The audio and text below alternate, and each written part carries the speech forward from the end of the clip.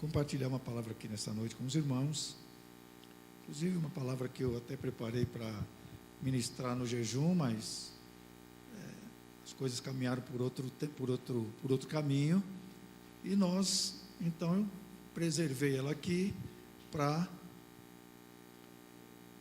compartilhar com os irmãos esta noite. Eu quero ler Apocalipse, capítulo 2, versículo 1 versículo 1 ao 7.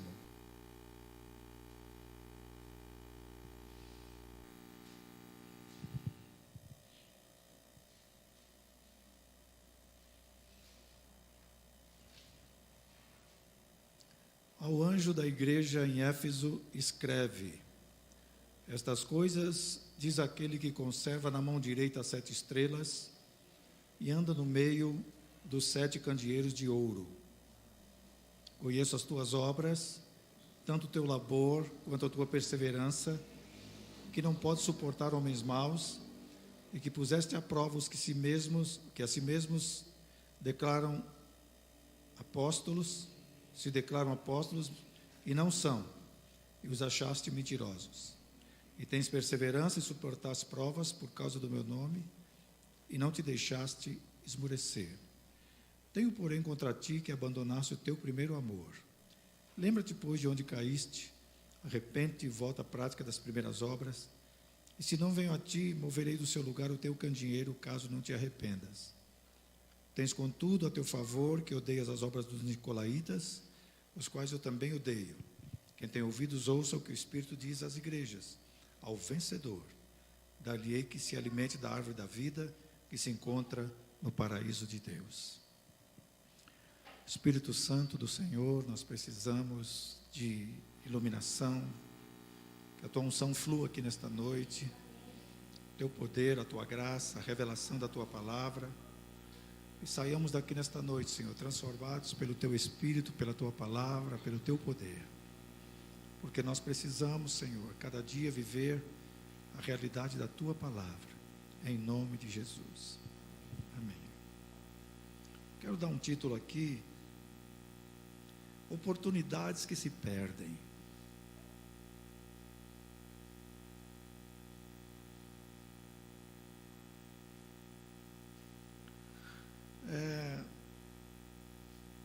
Existem oportunidades, existem coisas que nós perdemos,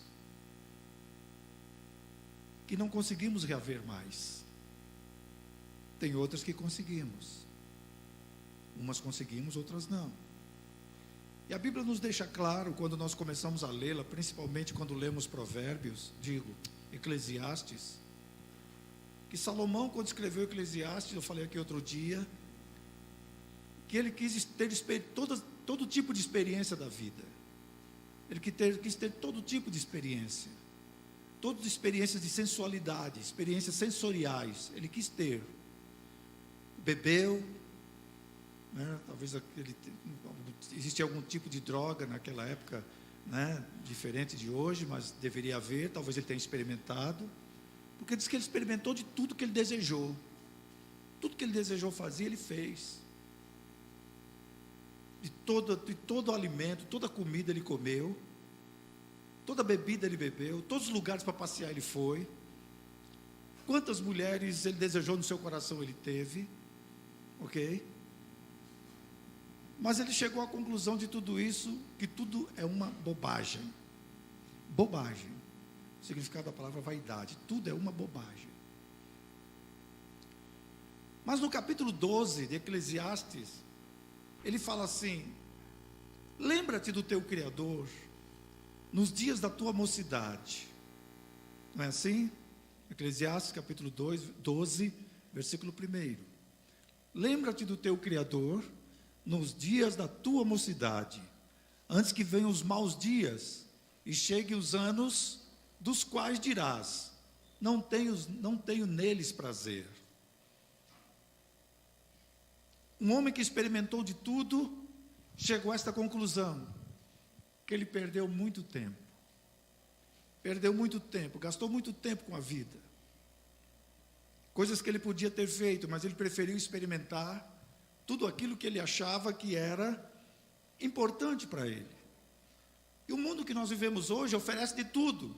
Sim ou não, irmãos? Oferece todo tipo de prazer que você quiser.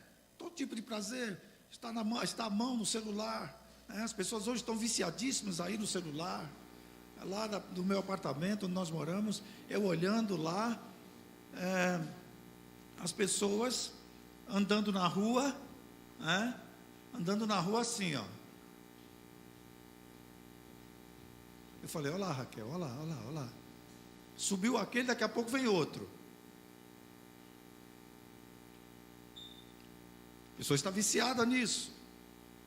Então existe todo tipo de prazer nos nossos dias. Tem prazer ao alcance do celular, prazer ao alcance na internet. Hoje você não precisa de ir em um lugar para comer algo. Você simplesmente no celular, você tecla lá, telefona lá e pede, chega na sua casa e você se delicia. Maravilha.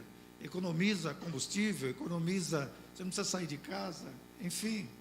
Então existem muitas coisas que nós podemos desfrutar, muito tipo de prazer, bebidas, drogas, enfim, muita coisa. Salomão experimentou de tudo isso, mas ele chegou como eu já disse, ele chegou à conclusão que tudo é vaidade.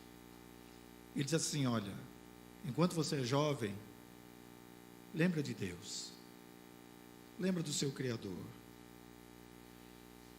porque essas coisas passam, a vida passa. Diga comigo, irmãos, a vida passa. Mas nós muitas vezes vivemos como se isso não acontecesse um dia, não é? Como se isso não acontecesse, como se as coisas caminhassem normais. Hoje quem tem 15, 16 anos, como costumamos dizer sempre, adolescentes acham que pode até voar, não é verdade?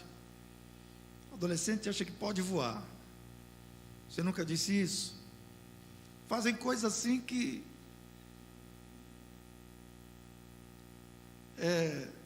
parece que nunca vai chegar o amanhã. Nunca vai chegar. Tirou dali, meu filho? Põe lá de novo.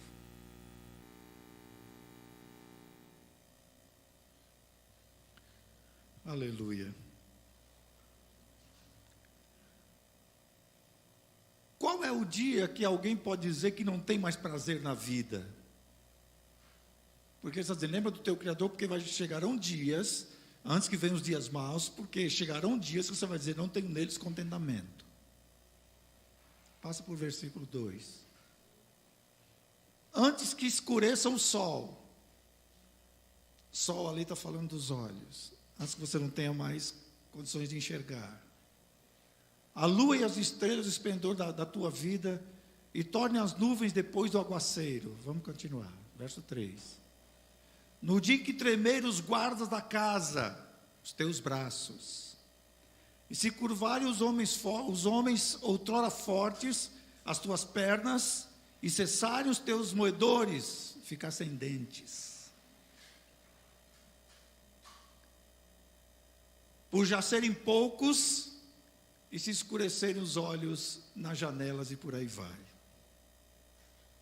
Mas eu quero nesta noite falar, também baseado nisso, e nesse texto que eu li, que tem coisas que nós perdemos e não dá mais para recuperar. O anjo da igreja de Éfeso perdeu algo que foi recuperável. Foi recuperável. Diz o texto, a igreja de Éfeso foi era o centro religioso da Ásia Menor, não a Ásia dos japoneses, dos chineses, não. Da Ásia Menor, onde hoje é a Turquia. A Turquia é onde era a Ásia Menor naquela época. Então as 7 igrejas do Apocalipse estavam situadas naquele lugar, e Éfeso também lá naquela região. Deus nos chamou para fazer uma grande obra, amém, irmãos? Amém. Deus nos chamou para isso. Deus te chamou para isso. Deus nos levantou para isso. Mas no meio do caminho, nesse processo de realizar a obra de Deus, nós encontramos muitas dificuldades. Nós encontramos muitas lutas. Nós encontramos muitas pressões, como falamos aqui semana passada. Nós encontramos muitas coisas tentando nos atrapalhar a nossa caminhada. Mas nós precisamos ser constantes do Senhor, amém? Aleluia. E o anjo da igreja, o pastor dessa igreja, era um homem fervoroso. Ele era um homem fervoroso. Mas a palavra de Deus, João, o anjo falando para João escrever para o pastor dessa igreja, dizendo: olha, fala para o anjo da igreja, estas coisas diz aquele que tem na mão direita as 7 estrelas. O Senhor nos chamou e nos colocou numa posição de autoridade, uma posição de honra. Algumas pessoas imaginam que ser crente é pouca coisa. Eu quero te dizer que você foi salvo e colocado numa posição de honra. Porque a palavra de Deus aqui, mão direita, significa lugar de honra e autoridade. Em Efésios capítulo 2, verso 6, diz que nós ressuscitamos juntamente com Cristo, estamos assentados juntamente com Ele, à direita do Pai. Então, eu e você hoje estamos num lugar de honra. A mão direita fala de honra, a mão esquerda fala de desonra. Fala de alguém que não foi aceito. Mas diga assim: eu estou à direita de Deus, no lugar de honra e autoridade. Então aquele homem foi colocado num lugar de honra e autoridade. Com respeito à salvação, nós também fomos colocados num lugar de honra e de autoridade. E continua dizendo, isso diz aquele que tem na mão direita as 7 estrelas e que anda no meio dos 7 candeeiros, castiçal ou candelabro, de ouro. Ouro fala daquilo que é excelente, daquilo que fala da divindade, fala da deidade, fala das coisas que são poderosas. O ouro, que é o mais importante dos metais nos nossos dias. Veja, o Senhor te chamou e te deu um lugar de honra e te deu algo precioso. Amém? Te deu algo precioso. As 7 estrelas aqui fala dos líderes das igrejas. O candeeiro fala das 7 igrejas. Mas continua dizendo: conheço as tuas obras. Você sabia que Deus te conhece? Sim ou não? Fala para o seu irmão: olha, Deus te conhece. Amém. O Salmo 139 diz que Ele conhece o nosso assentar e o nosso Deus me conhece. Diga: Deus me conhece. Então o Senhor é aquele que nos inspeciona, o Senhor é aquele que nos examina. Jesus é onisciente, Ele conhece todas as coisas, Ele sabe de todas as coisas, Ele conhece o que você fez, amém? Ele conhece aquilo que você faz para o Senhor, aquilo que você tem dedicado o seu coração, o Senhor conhece, Ele examina todas as coisas. Isso é maravilhoso, irmãos, porque o nosso Deus não é como as divindades por aí, o nosso Deus é todo poderoso, é o Deus que nós servimos, aleluia. Ele sabe quem é você, mas melhor do que você mesmo, amém? Sabia que Ele sabe quem é você melhor do que você em todos os sentidos. Por isso que, ultimamente, quando eu não sei por que determinada coisa me afeta, eu vou perguntar para Deus. Ainda ontem, brincando aqui, falando para a Juliana, aqui brincando aqui, elas falando aqui, não, porque você me irrita muito, me irrita muito, me deixa muito irritado. Falei: muito bem. Aí eu falei para ela assim: Juliana, posso falar, Juliana? Falei: Juliana, pergunta para você mesmo e para Deus, por que eu me sinto tão irritada com esta atitude? Por que eu me irrito tanto? tem um fundamento. Aí ela fala assim, não, é porque ele me irrita. Não, não é só por isso. Tem algo dentro de nós, algo que quando alguém fala, libera alguma coisa aqui dentro, que faz com que eu fique irritado. Isso acontece muito lá em casa. Tem hora que eu fico irritado com a minha esposa. Você não fica irritado não, marido? Fica não? Então você é santo. Então você é santo. Então você já está no nirvana, no terceiro céu. Se você não fica irritado com a sua esposa, me ensina essa mágica aí para mim. Me ensina esse negócio. Pode ser o contrário também, né? Pode ser, mas falando da parte dos homens, né? Parte dos homens. Mas aí quando eu vou orar, falo, Deus, por que eu tenho essa ação? Por que eu tenho essa atitude?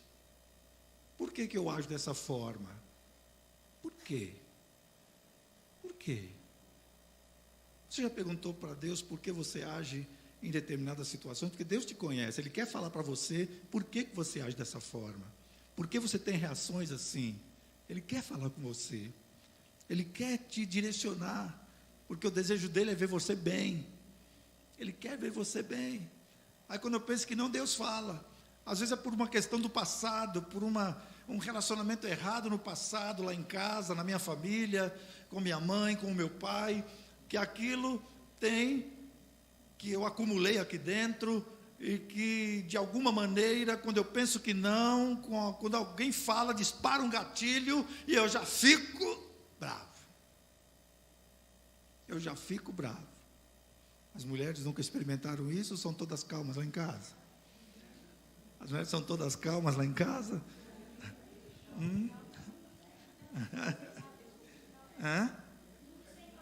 Tudo sem pavio. Meu Deus, como é? Jesus eterno. Que luta. Então o Senhor conhece você em todos os sentidos. Tudo que você imagina. Então Ele quer que você pergunte para Ele por que determinada coisa afeta você no relacionamento. Porque Deus nos ensina através de relacionamentos. E quero dizer para vocês, maridos e esposa, o melhor discipulado do mundo é o casamento. Esse é o melhor discipulado do mundo. Tem gente que não quer casar para não ser descoberto. Porque se você casar um dia, você será descoberto. Você será descoberta quem você é. E não tem como esconder. Não tem como esconder. Mas hora menos hora virá à tona aquilo que é a realidade. Ok? Tanto do homem, para a parte do homem, como da parte da mulher. Não tem jeito. Aleluia. Sabe aquela hora que acontece aquele negócio que você olha, mas foi com esse que eu casei, meu Deus. Era amor, bem, paixão, não sei o quê. Agora, lá vem a panela, lá vem o copo.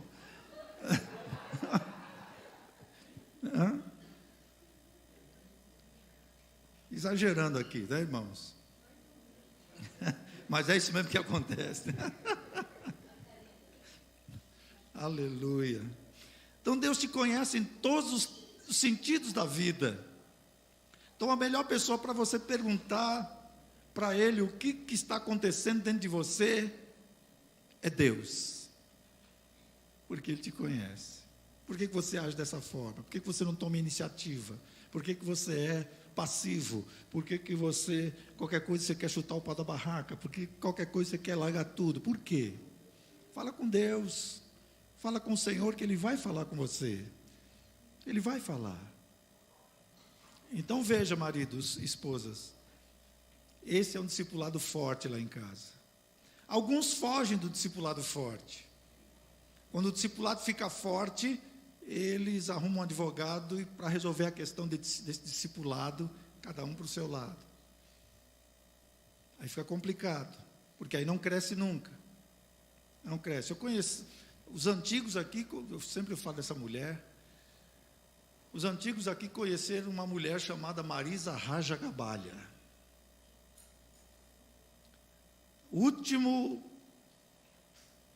A última notícia que eu tive dela, ela já morreu, inclusive. A última vez é que ela estava no seu 17º casamento.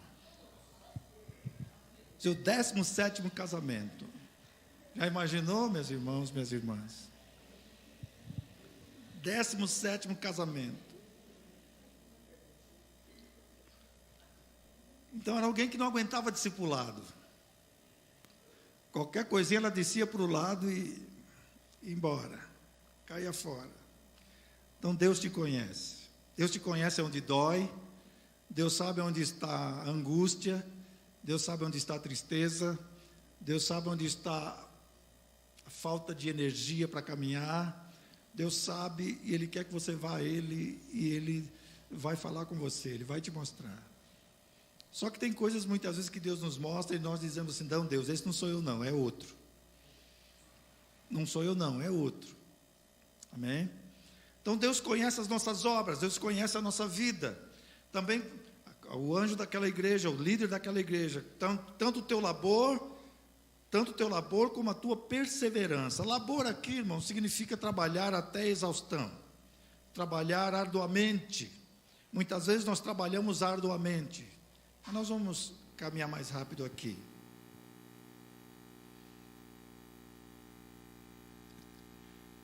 Tens perseverança.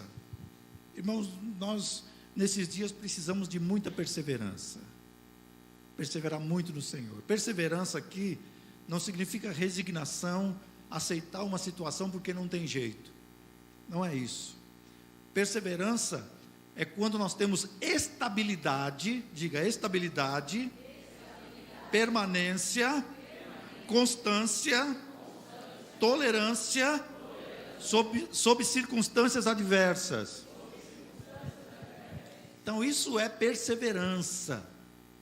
Quando você está passando por uma pressão, você está passando por muita dificuldade, você persevera, você é estável, porque você tem comunhão com Deus, porque você tem uma vida devocional, porque você lê a Bíblia, porque você busca o Senhor, porque você fala com Deus e Deus fala com você.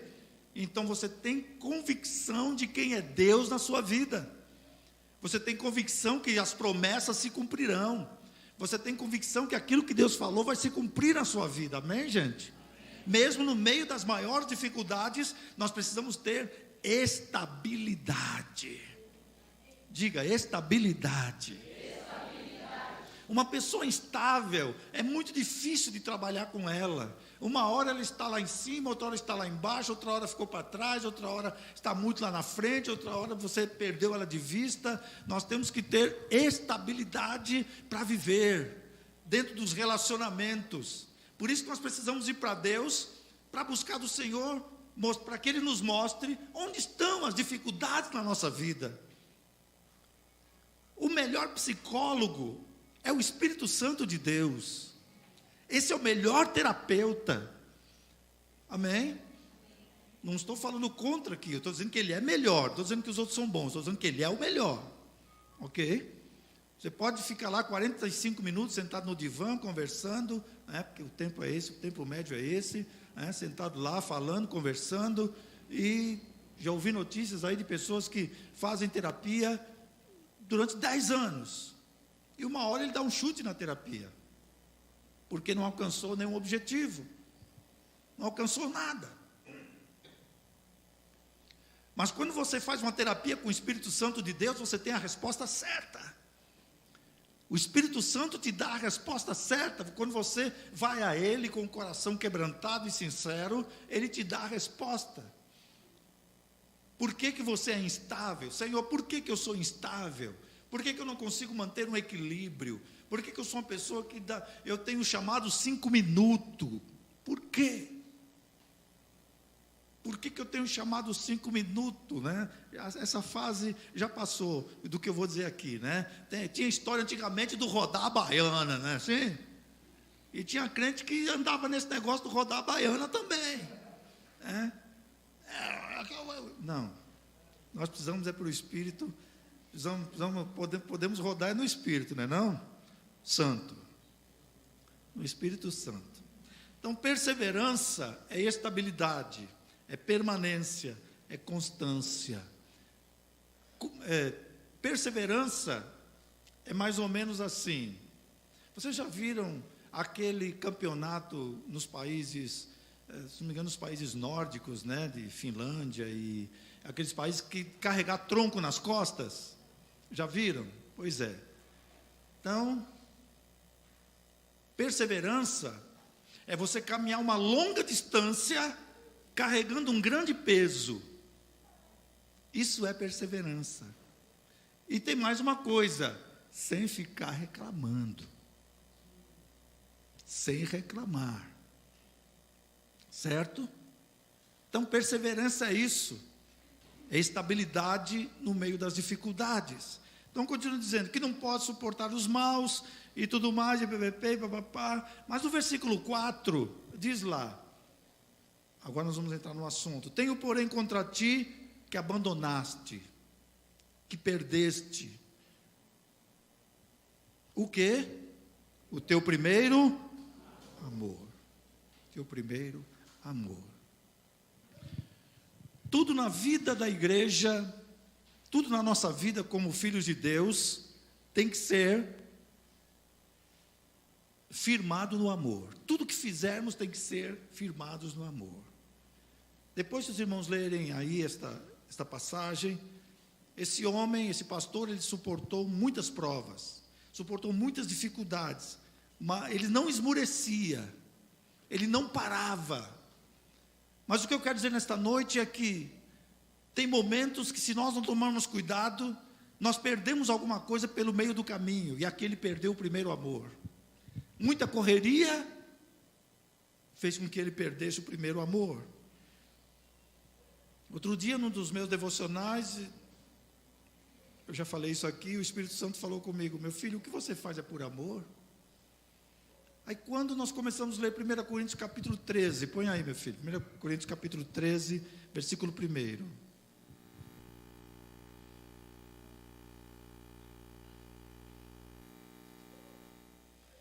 Oh, muito obrigado, Jesus, muito obrigado, muito obrigado. Antes disso aqui, o apóstolo Paulo está falando sobre línguas, não é isso? Falando sobre as línguas estranhas. A igreja de Corinto era uma igreja poderosa, era uma igreja que tinha muitas línguas estranhas, uma igreja que tinha muitos dons, uma igreja cheia do Espírito Santo, uma igreja maravilhosa, mas também tinha muitos problemas, né?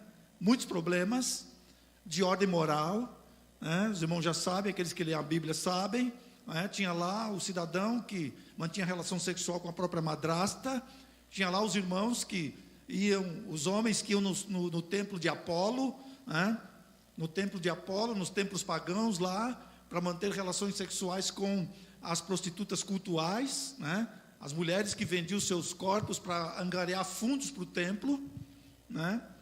E os irmãos saíam do culto e iam para lá, saíam da célula e iam para lá, né? E era uma prática normal, porque Corinto era uma cidade grande, era na Grécia, na Acaia, próximo à Macedônia. Também tinha um problema dos irmãos que gostavam de comer coisas sacrificadas ao ídolo, irmãos que tinham problemas doutrinários, que achavam que a ressurreição tinha que se batizar pelos mortos, e assim por diante, muitas coisas aconteciam lá. Mas era uma igreja poderosa, uma igreja rica, uma igreja que tinha muitos dons, como eu já disse.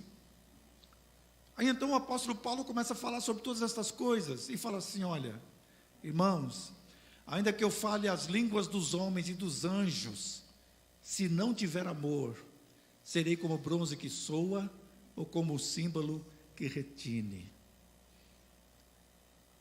Se eu não tiver amor, se eu estou falando em línguas somente para ostentar, não for para edificar, quer seja a mim, quer seja meu irmão, eu serei como o símbolo que retine, ou como o símbolo, como o bronze que soa, como o símbolo que retine. Verso 2. Ainda que eu tenha o dom de profetizar e conheça todos os mistérios e toda a ciência, ainda que eu tenha tamanha fé, a ponto de transportar montes, se não tiver amor, nada serei. Muitas coisas na nossa vida não prosperam, a obra não prospera porque nós estamos fazendo simplesmente por um desencargo de consciência. Eu posso estar fazendo por desencargo de consciência, posso estar fazendo só por ostentação, posso estar fazendo só para agradar algumas pessoas. O Rafael leu um texto aqui, que ali eu fiquei pensando quando ele leu, diz assim que aquele que ama, como é que diz lá o texto? Não, que aquele que ama tem que dar a vida para os seus irmãos. 2 Pedro, capítulo 3. 1 João, capítulo...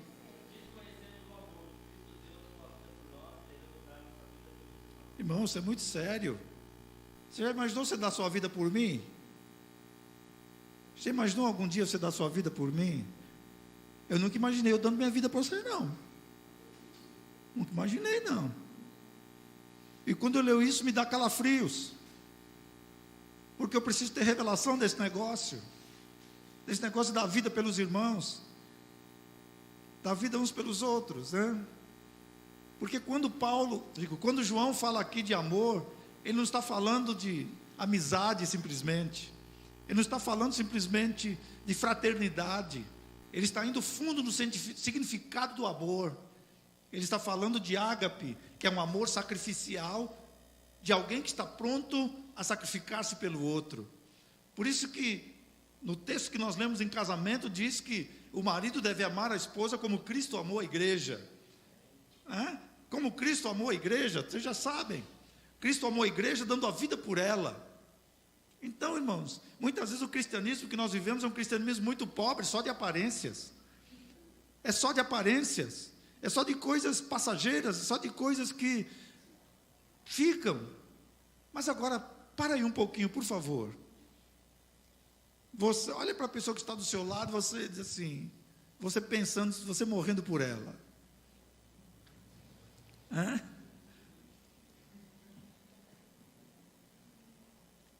E Paulo, escrevendo aos Romanos, ele diz assim: fazer coisas boas para quem é bom é legal.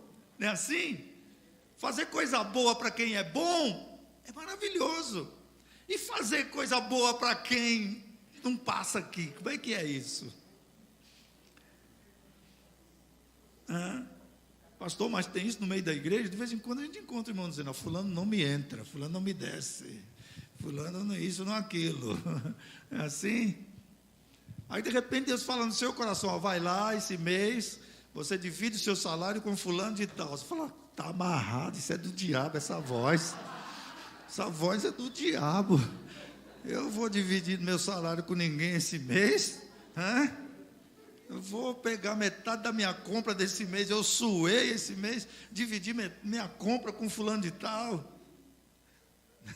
Irmão, se nessas coisas mínimas nós estamos complicados, né?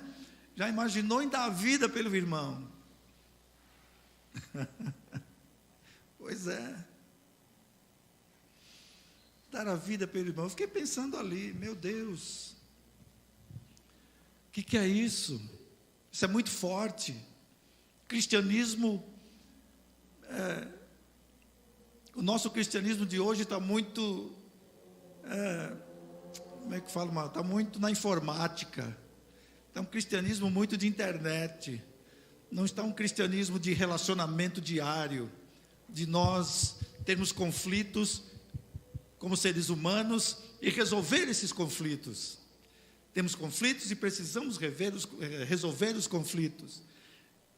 Então, dar a vida pelos irmãos é algo muito abrangente, que nós precisamos ter revelação disso todos os dias, para podermos viver a essência do Evangelho. Então, se aquilo que nós fizermos, não tem como fundamento o amor, vai ficar muito pesado. Porque nós sabemos que o vínculo que nos une, o que é? O amor. O amor é o vínculo da paz. O amor é o vínculo. É o que nos faz caminhar juntos. É o que faz você me tolerar, ouvir minha voz aqui todo domingo. Eu, particularmente, não gosto de ouvir minha voz, não. Eu não gosto, não. Acho ela muito feia. Qualquer dia eu vou fazer um curso de licutor aí. Fazer um curso de licutor aqui para impressionar os irmãos, ok? Fazer uma impostação de voz aqui. Mas enfim. Então esse homem perdeu o primeiro amor. Ele estava fazendo tudo de maneira natural, de maneira maquinal, servindo a Deus em troca de algumas coisas, que muitos acontecem hoje, né? Quem faz campanha por aí que faça, mas eu já falei aqui para os irmãos que sou contra, não gosto, porque nós não estamos barganhando nada com Deus, tudo que recebemos do Senhor é pela graça, amém? É por sua graça. Mas Deus dá uma oportunidade para esse homem, como dá oportunidade para nós todos os dias. Você sabia que Deus dá oportunidade para você todo dia? Amém? Deus dá oportunidade. Então, o que Deus diz? Lembra-te. Lembra-te. Lembra-te qual foi o momento que perdeu a alegria. Lembra-te qual foi o momento que perdeu o entusiasmo. Lembra-te no momento em que a unção foi embora. Lembra-te qual foi o momento que não tinha mais prazer. Lembra-te, esteja atento, traga à mente do momento em que você perdeu o lugar de honra, o momento e a condição. Lembra-te deste momento, porque esta é uma situação que dá para recuperar, porque a Bíblia diz que o amor jamais acaba. Diga, o amor jamais acaba. Amém. Então, meus irmãos, nós precisamos, como igreja, individualmente, nos lembrar. Eu escrevi aqui um insight, de ontem, que já falei aqui várias vezes, diz assim: em tempos de restauração, não precisamos ouvir novidades. Em tempos de restauração, não precisamos ouvir novidades, mas voltarmos aos princípios. Diga, voltar aos princípios. Muito bem. As veredas antigas estabelecidas na palavra de Deus. Então Deus está nos chamando a voltar a princípios. A princípios, como temos falado aqui, nós voltamos ao princípio daquilo que era a comunidade Betânia. Então nós precisamos olhar para nós mesmos e ver onde foi que alguma coisa escapou.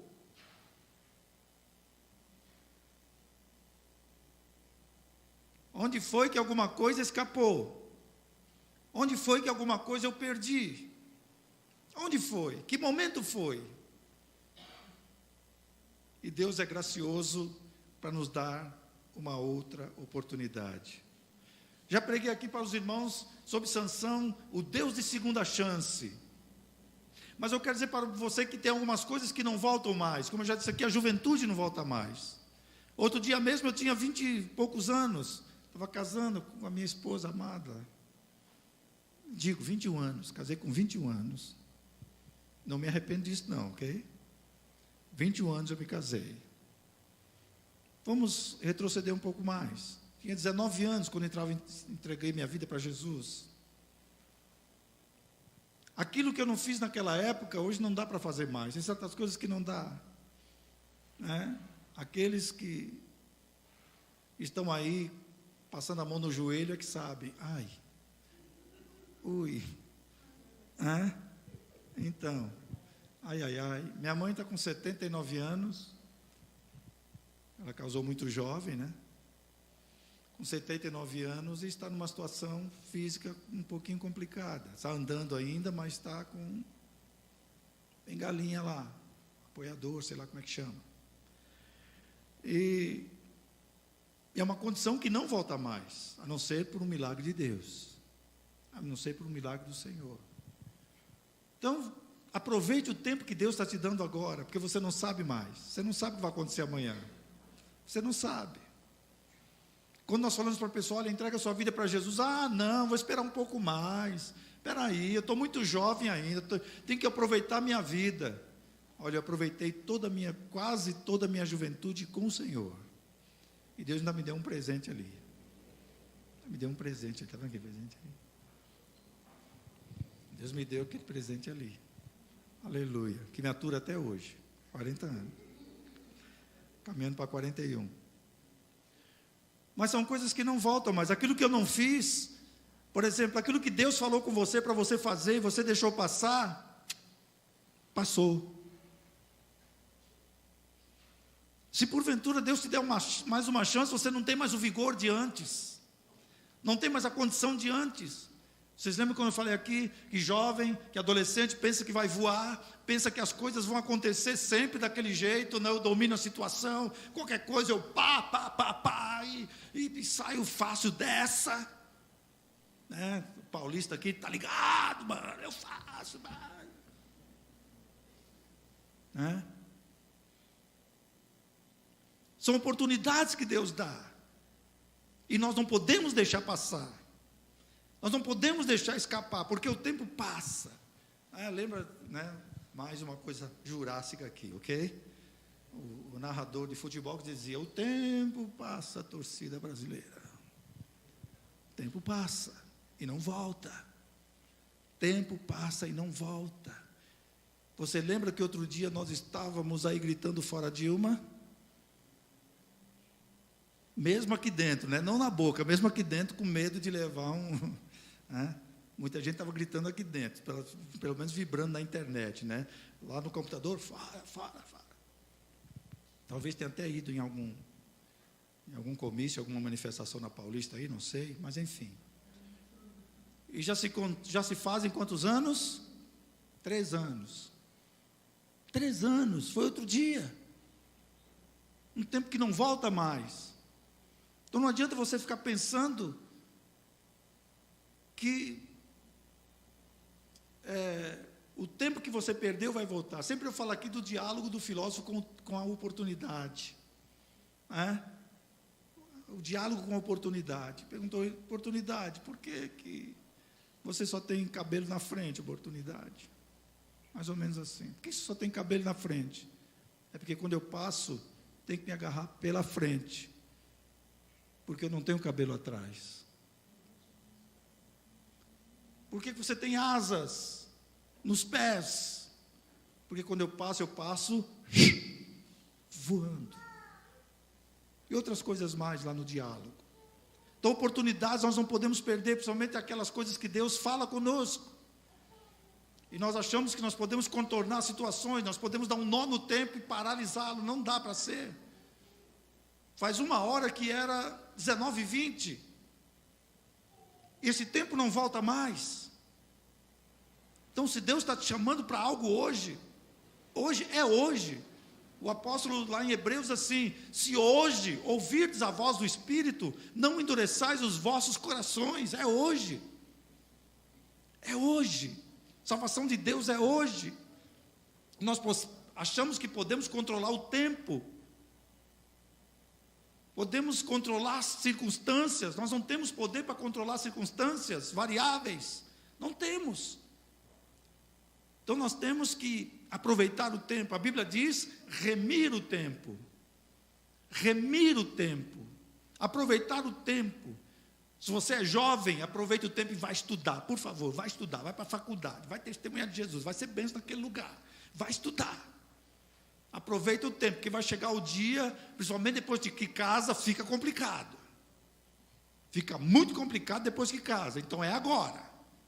Aproveita agora que tu é solteiro e solteira. Não. Depois eu já dou um jeito na vida aí, ficar estudando feito um trouxa, feito um idiota aí. Você é que pensa. Você é que pensa. Aproveita a sua juventude agora. Se entrega para o Senhor. Faz aquilo que Deus quer. Seja um instrumento de bênção nas mãos do Senhor. Passeia, viaja, mas não se esqueça aquilo que Eclesiastes disse. O pregador, né, Salomão: lembra-te do teu Criador nos dias da tua mocidade. Então nós temos que estar conscientes que tem coisas que não voltam mais. O vigor físico, hoje em dia existe um culto ao corpo, existe muitos remédios que você toma, tentando prolongar a juventude, né? De vez em quando eu vejo na internet umas coisas lá meio absurdas, né? Tentando prolongar o vigor físico, algumas até são coerentes. Mas tem situações que não dá para voltar. E aí, irmãos, o que vamos fazer com isso? O que nós precisamos é voltar, nos arrependermos do tempo que deixamos passar e praticar as primeiras obras. Aquilo que o Senhor tem falado conosco, aquilo que Deus tem derramado sobre as nossas vidas.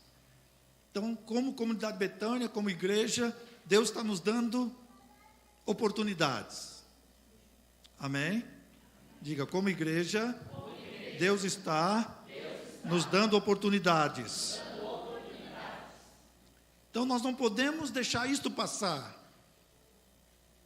Então, nós temos que mergulhar de cabeça em Cristo. Em Cristo. Mergulhar de cabeça no Senhor.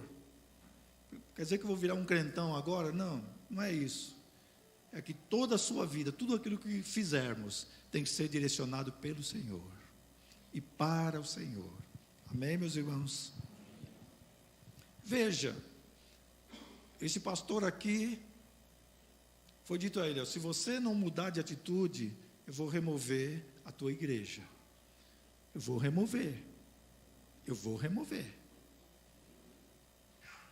Se você não tiver uma atitude definitiva para praticar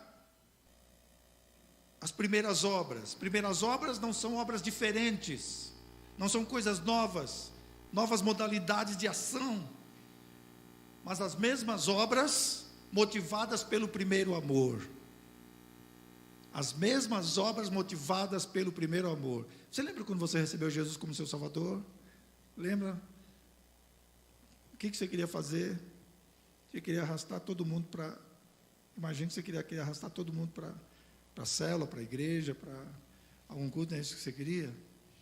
Aí quando nós falamos assim, Senhor, eu estou tão assim, tão esquisito, eu estou tão sem motivação. É o primeiro amor que escoou. Foi embora. Mas nesta noite é a oportunidade de nós fazermos isso, amém? Voltarmos ao primeiro amor. Num primeiro momento, a igreja de Éfeso até tomou uma atitude. A igreja de Éfeso mas quando passar dos anos, esta repreensão caiu no esquecimento, e a igreja realmente foi removida. Eu vi um documentário sobre a igreja de Éfeso, onde ela estava localizada. Lá só tem as ruínas hoje. Inclusive tem muitas caravanas do Brasil, né, de brasileiros quando vão visitar a Terra Santa, Israel, que é chamado de Terra Santa, que passam lá pela Turquia, por aquela região. E lá só tem os escombros, local de uma grande igreja. Mas isso não vai acontecer conosco não, amém, irmãos? Isso não vai acontecer com a sua vida não, amém? Você é uma pedra para a edificação desta igreja. Você foi chamado para edificar, você foi chamado para construir.